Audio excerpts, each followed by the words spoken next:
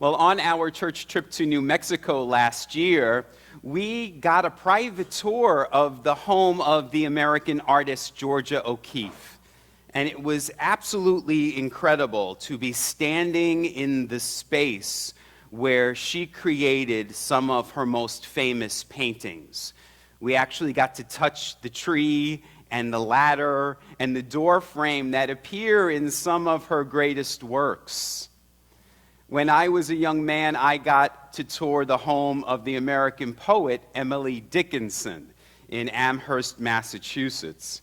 And again, it was so amazing to be standing right there at the desk where she wrote more than 1,800 poems, only 4 of which were published in her lifetime.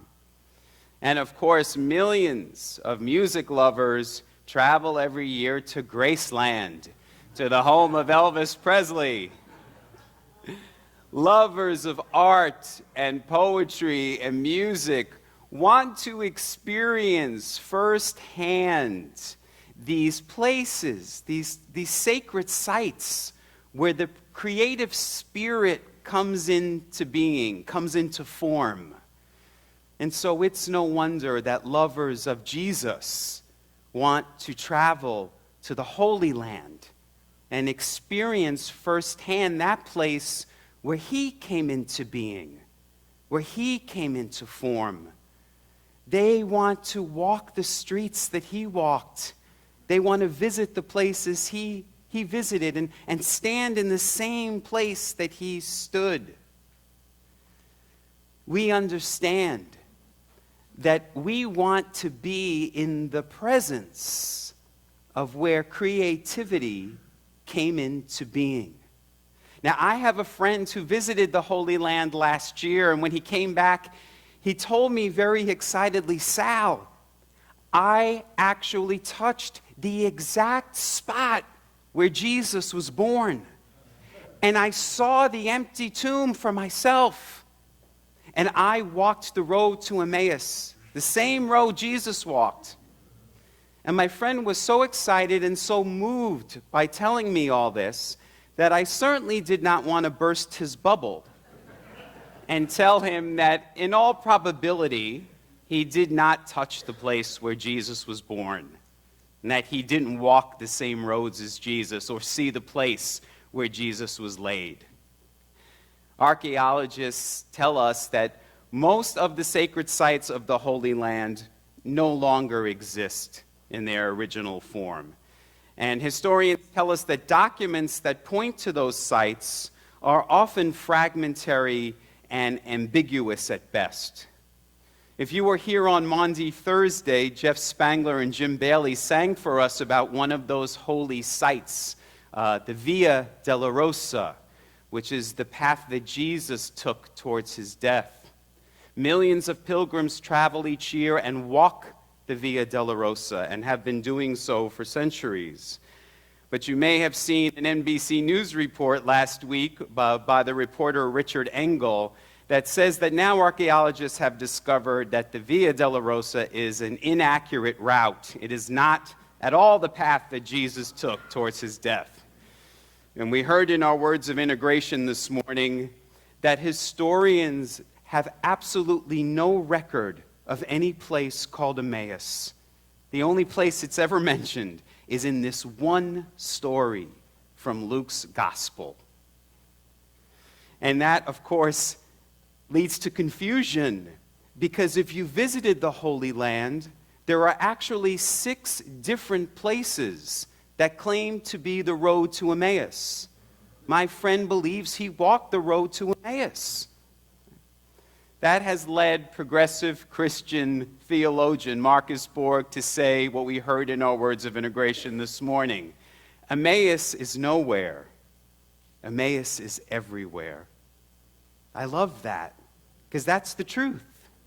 And I love that the word nowhere, if you break it apart, it's the words now, here. Because Emmaus is now, and it's here, and it's everywhere. Another progressive Christian theologian, Dominic Crossan, said, "The road to Emmaus never happened. The road to Emmaus happens every day. If you were with us on Easter, I said something similar.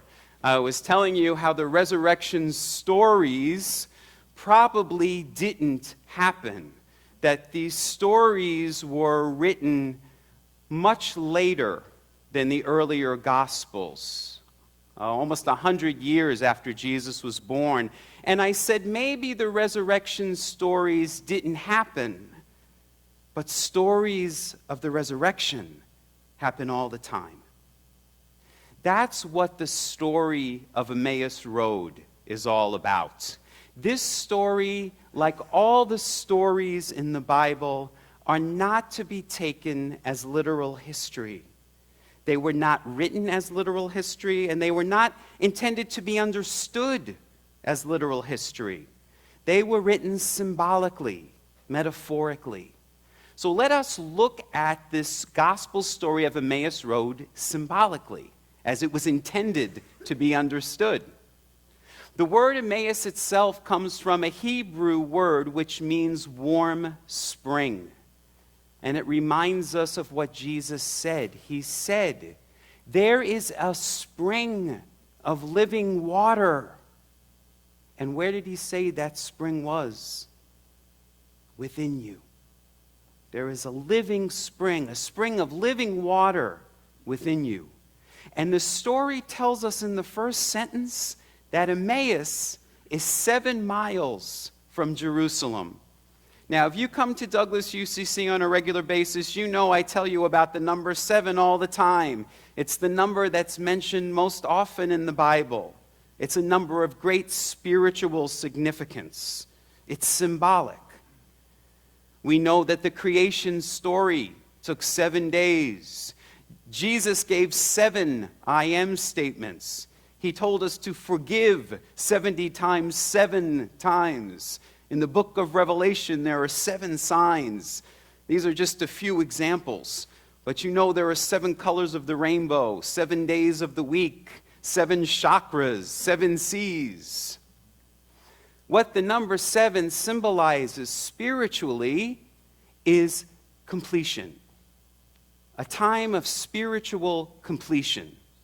And so Emmaus is 7 miles from Jerusalem, which symbolically means that the road to Emmaus is the path of spiritual completion.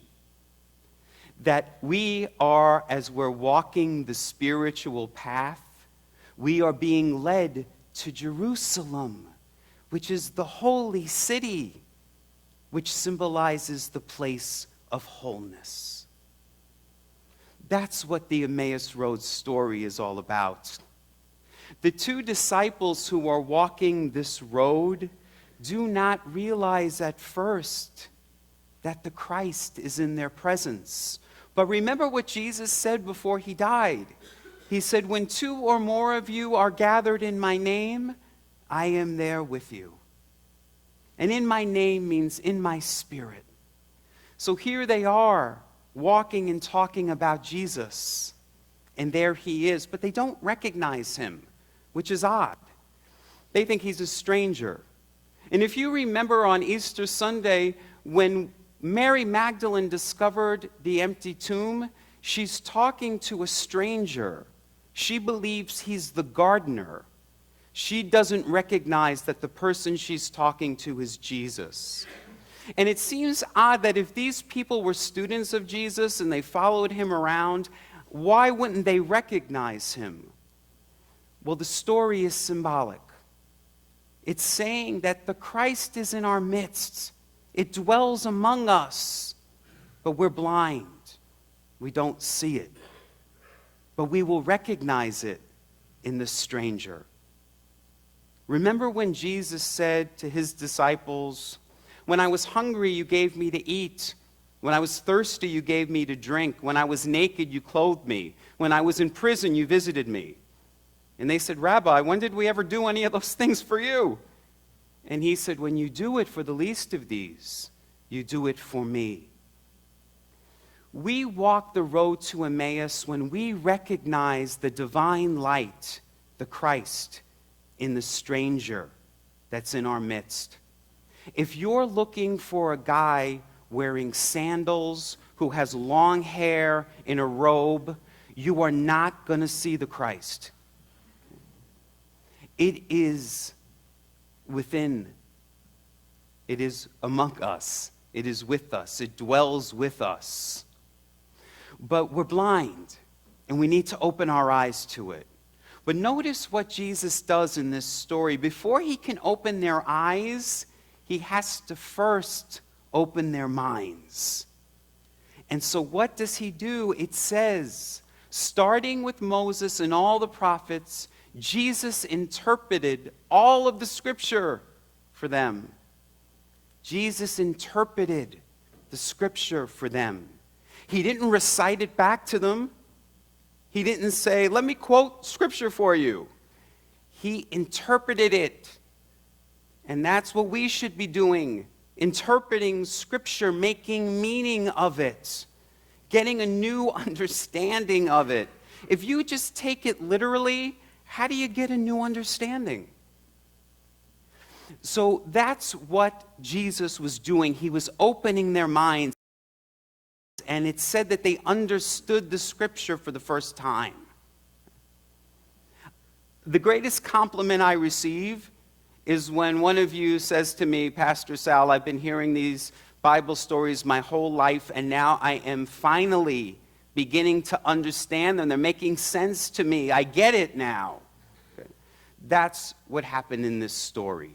The two disciples get it. Their minds are opened. But they don't recognize Jesus until they break bread with him. And I love how we heard in our words of integration this morning how the word companion literally means with bread. We are companions on the journey. We're walking the road to Emmaus together. Or as the contemporary spiritual writer Ram Dass says, we're all just walking each other home.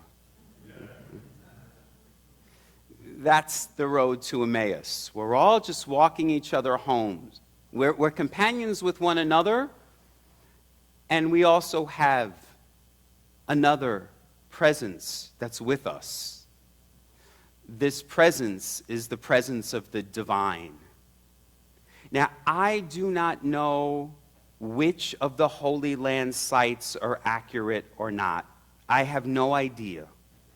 But what I do know for sure is that millions of people, be they Christian or Jewish or Muslim, visit the Holy Land and they experience firsthand the presence of the divine.